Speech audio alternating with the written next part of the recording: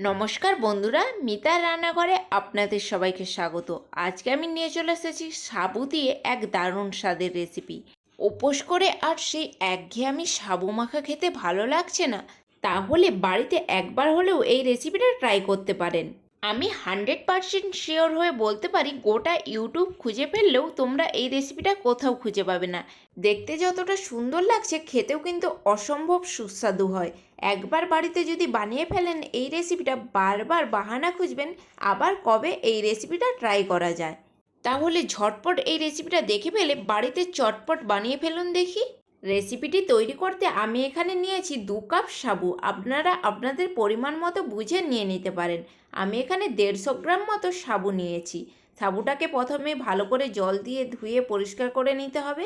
তারপরে আরও কিছুটা জল দিয়ে 2 থেকে আড়াই ঘন্টা মতো ভিজিয়ে রেখেছিলাম। 2 থেকে আড়াই ঘন্টা সাবুটা ভালোভাবেই ভিজে যাবে। এইদিকে গ্যাসের ওপর একটা কড়াই বসিয়েছি। কড়াইয়ের মধ্যে 1 মুঠো চিনেবাদাম দিয়ে দিলাম। শুকনো কড়াইতে এই চিনেবাদামগুলোকে একটু নেড়ে চিড়ে ভেজে নিতে হবে, যাতে সহজেই এর খোসাগুলো ছাড়িয়ে ফেলা যায়। এরপর ভাজা হয়ে গেলে এইভাবে হাতের সাহায্যে আমি খোসাগুলো ছাড়িয়ে নিয়েছিলাম। বাদামের খোসাগুলো ছাড়ানো হয়ে গেলে বাদামটাকে এই শিলনোড়ার মধ্যে আদা ভাঙা করে নেব। তোমরা এই কাজটা মিক্সিং জারের মধ্যেও করতে পারো, আমি শিলনোড়াতেই করেছিলাম।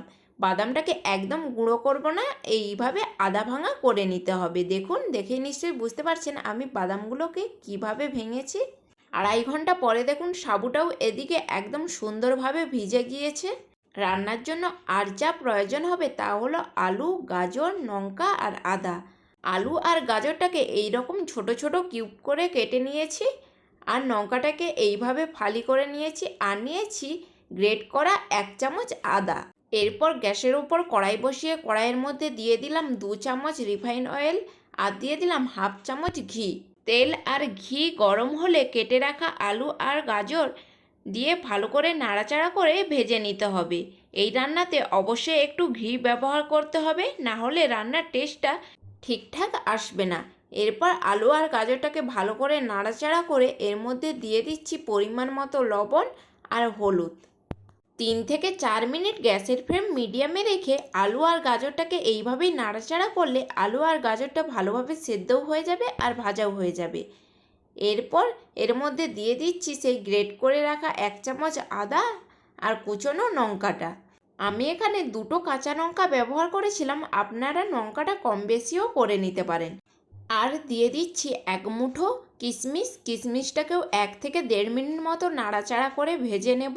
কিশমিশটা ভাজা হয়ে গেলে দিয়ে দিচ্ছি সেই আগে থেকে ভেঙে রাখা চিনেবাদামগুলো দেওয়ার পর আবারও 1 থেকে 1.5 মিনিট নাড়াচাড়া করে নিতে হবে। বাদামটাকে বেশি লাল করে ভাজার প্রয়োজন নেই, হালকা ভাজা হয়ে গেলেই এর মধ্যে দিয়ে দিচ্ছি আগে থেকে ভিজিয়ে রাখা সেই সাবুটা। এরপর সবগুলোকে একই সাথে মিক্সড করে 2 থেকে 3 মিনিট একইভাবে নাড়াচাড়া করে যাব। 2 থেকে 3 মিনিট পর এর মধ্যে দিয়ে দিচ্ছি স্বাদ হওয়ার জন্য 1 চামচ চিনি আর 1/2 চামচ ঘি। ঘি দেওয়ার পর যখন দেখবেন সাবু মাখাটা নাড়াচাড়া করতে করতে এইভাবে উঠে আসছে, তখন গ্যাসের ফ্লেম অফ করে একটা পাত্রের মধ্যে নামিয়ে নিতে হবে। গরম অবস্থাতে সাবু মাখাটাকে এইভাবে হাতার সাহায্যে একটু সেট করে নিতে হবে, কারণ ঠান্ডা হয়ে গেলে এটা সুজির মতন বসে যাবে, তখন আর সেট করা সম্ভব হবে না। তাই গরম অবস্থাতেই এটাকে ভালো করে একটু সেট করে নিতে হবে। সেট করা হয়ে গেলে 15 মিনিট মতো ঠান্ডা হওয়ার জন্য সাইডে রেখে দেব। এমন সময় আমি এদিকে 4টা খেজুর নিয়েছি। খেজুরটাকে এইভাবে টুকরো টুকরো করে কেটে নিচ্ছি। আর কিছু অর্ধেক করা চিনেবাদাম নিয়েছি সাজানোর জন্য। এরপর এইদিকে সাবু মাখাটা সেট হয়ে গিয়েছে। একটা ছুরির সাহায্যে এইভাবে চৌকো চৌকো করে কেটে নিয়েছিলাম। এটা দেখুন ঠান্ডা হওয়ার পর খুব সহজেই পাত্রটা থেকে উঠে আসছে। এটা দেখুন দেখতে কিছুটা গুড় বাদামের মতন লাগছে। সত্যি বলছি, খেতেও কিন্তু অসম্ভব সুন্দর হয়। সেই কেটে রাখা খেজুর আর বাদামগুলো দিয়ে একটু সাজিয়ে নিচ্ছিলাম দেখতে সুন্দর লাগার জন্য।